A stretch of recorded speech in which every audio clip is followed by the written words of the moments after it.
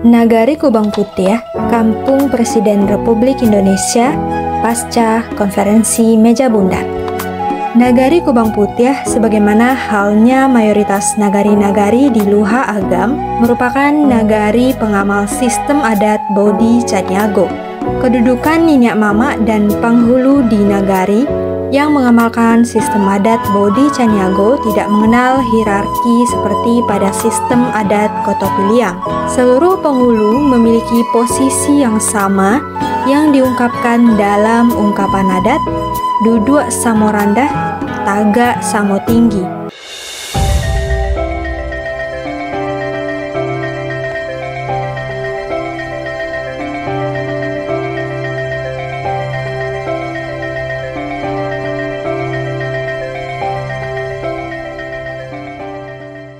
Tahukah Sana, pasca konferensi Meja Bundar yang dilaksanakan di Den Haag, Belanda, bentuk negara Indonesia saat itu adalah negara federal, bukan negara kesatuan. Republik Indonesia sendiri saat itu merupakan salah satu negara bagian dari Republik Indonesia Serikat dengan presidennya Mr. Asad yang merupakan orang nagari Kubang Putih, Kecamatan Banuhampu, Kabupaten Agam saat ini.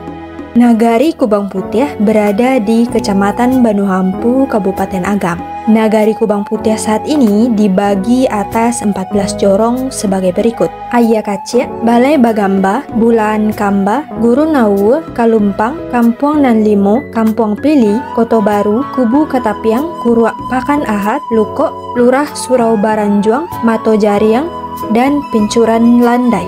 Nagari Kubang Putih memiliki batas dengan Nagari Tigo Baleh Kota Bukit Tinggi di sebelah utara, dengan Nagari Batu Taba Kecamatan Ampe Angke dan Nagari Buki Batabuah Kecamatan Canduang di sebelah timur, dengan Nagari Sungai Pua Kecamatan Sungai Pua di sebelah selatan, dan dengan Nagari Talua dan Nagari Ladang Laweh Kecamatan Banuhampu di sebelah barat.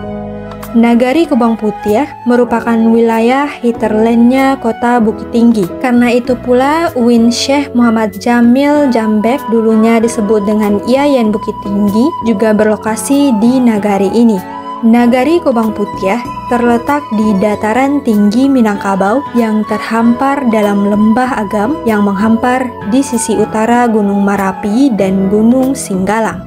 Nagari Kubang Putih, sebagaimana halnya mayoritas nagari-nagari di Luha Agam, merupakan nagari pengamal sistem adat Bodi Caniago. Kedudukan Niniak Mama dan penghulu di nagari yang mengamalkan sistem adat Bodi Caniago tidak mengenal hierarki seperti pada sistem adat Koto Piliang. Seluruh penghulu memiliki posisi yang sama yang diungkapkan dalam ungkapan adat Duduk Samo Randah, Taga Samo Tinggi. Prinsip tersebut membuat pengambil keputusan untuk level nagari pada nagari-nagari pengamal adat Bodi Caniago adalah berdasarkan konsensus, kesepakatan bersama atau kebulatan suara seluruh penghulu adat yang ada di nagari, yang dalam pepatah Minang disebutkan bule aye dek pambuluah, bule kato dek mufakat, bule lah dape digolongkan, pipih lah buliah dilayangkan.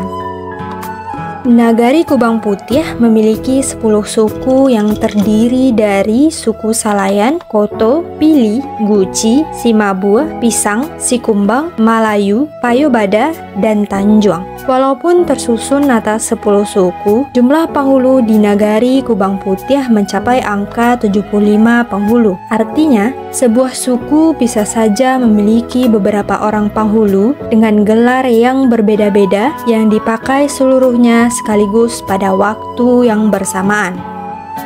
Nah, kita lanjut dengan ulasan bagaimana pula Nagari Kubang Putih ini menjadi kampungnya Presiden Republik Indonesia.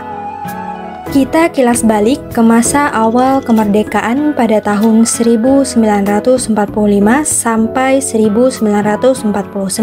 Walaupun sudah memproklamirkan kemerdekaan pada tanggal 17 Agustus 1945 dari tangan kolonial Jepang, tetapi Belanda tidak sudi melepaskan begitu saja kekuasaannya atas wilayah kolonialnya di Indonesia dengan melakukan agresi militer. Belanda tercatat melakukan 2 kali agresi militer terhadap kedaulatan Indonesia pada tahun 1947 dan tahun 1949.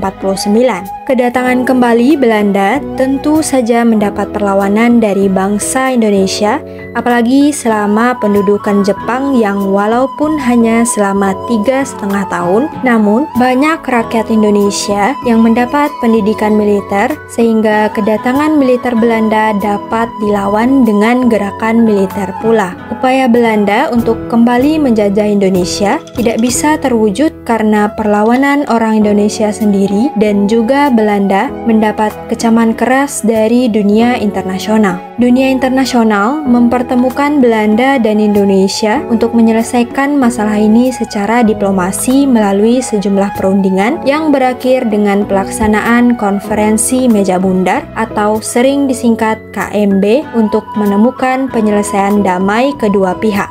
Konferensi meja bundar dilaksanakan di Den Haag, Belanda dari tanggal 23 Agustus hingga 2 November 1949.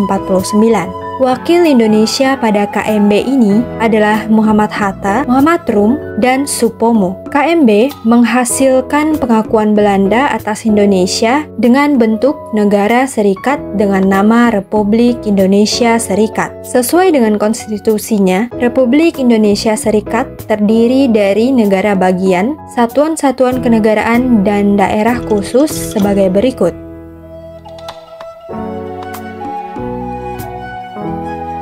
Republik Indonesia merupakan salah satu negara bagian dari Republik Indonesia Serikat. Wilayah Republik Indonesia hanya meliputi sebagian wilayah Sumatera dan sebagian wilayah Jawa. Pada saat Republik Indonesia menjadi negara bagian dari Republik Indonesia Serikat, yang menjabat Presiden Republik Indonesia kala itu adalah Mr. Assaat. Soekarno saat itu tidak menjabat Presiden Republik Indonesia, melainkan Presiden Republik Indonesia Serikat. Sedangkan Muhammad Hatta saat itu juga tidak menjabat sebagai Wakil Presiden Republik Indonesia, melainkan Perdana Menteri Republik Indonesia Serikat. Mr. Assaat menjabat sebagai acting atau pelaksana tugas Presiden Republik Indonesia dari tanggal 27 Desember 1949 hingga 15 Agustus 1950. Pada tanggal 17 Agustus 1950, Soekarno membubarkan Republik Indonesia Serikat dan kembali pada Negara Kesatuan.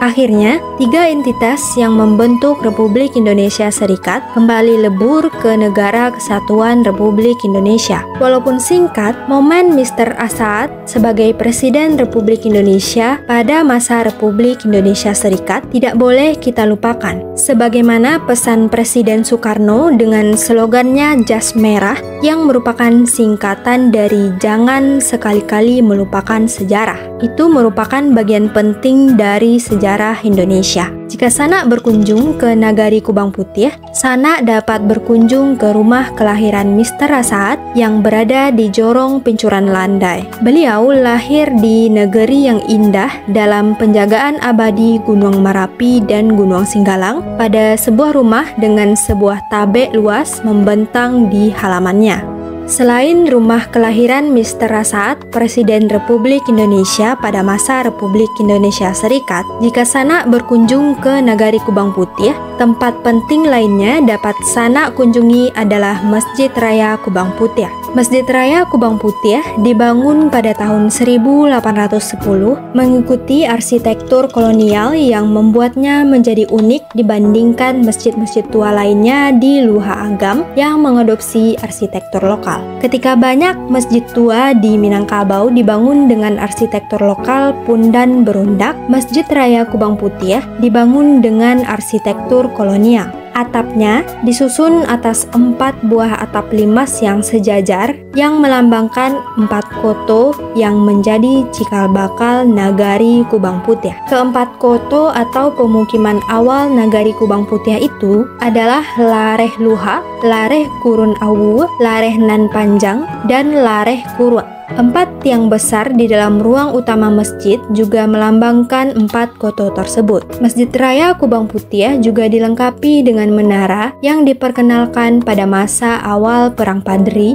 oleh sejumlah reformis Islam yang pulang dari negara-negara Timur Tengah. Pada saat gempa Padang Panjang tahun 1926, menara ini mengalami kerusakan, namun kemudian diperbaiki kembali. Menara berbentuk lingkaran dengan dinding dihiasi dengan corak Arab dan Persia. Terdapat balkon pada bagian tengah dan pada bagian puncak menara diberi mahkota atap berbentuk kubah bawang, mirip dengan menara masjid-masjid kuno di India. Jika Sanak kesulitan menemukan nagari Kubang Putih, gunakan kampus Universitas Islam Negeri Syekh Muhammad Jamil Jambek sebagai patokan, karena kampus 2 UIN tersebut berlokasi di Nagari Kubang Putih. Sebelum bernama UIN Syekh Muhammad Jamil Jambek, dulunya bernama IAIN Bukit Tinggi. Jadi, kalau Sanak pernah berkunjung ke kampus 2 UIN Syekh Muhammad Jamil Jambek, berarti Sanak sudah pernah menginjakkan kaki di Nagari Kubang Putih. Kalau Sanak raun-raun keliling Nagari Kubang Putih, Sanak akan menemukan sejumlah bangunan rumah adat khas Luhak Agam. Walaupun tidak banyak, namun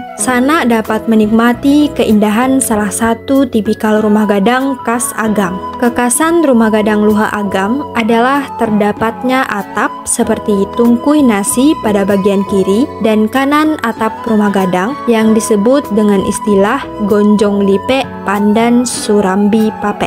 Demikian Sanak ulasan kita tentang Nagari Kubang Putih yang menjadi kampung halamannya salah seorang Presiden Republik Indonesia, Mr. As'ad Datuk Mudo. Jangan lupa like, komen, dan subscribe serta nyalakan loncengnya untuk informasi terkini seputar nagari yang ada di Sumatera Barat. Tonton Nagaripedia, kenali nagarimu, cintai Indonesia.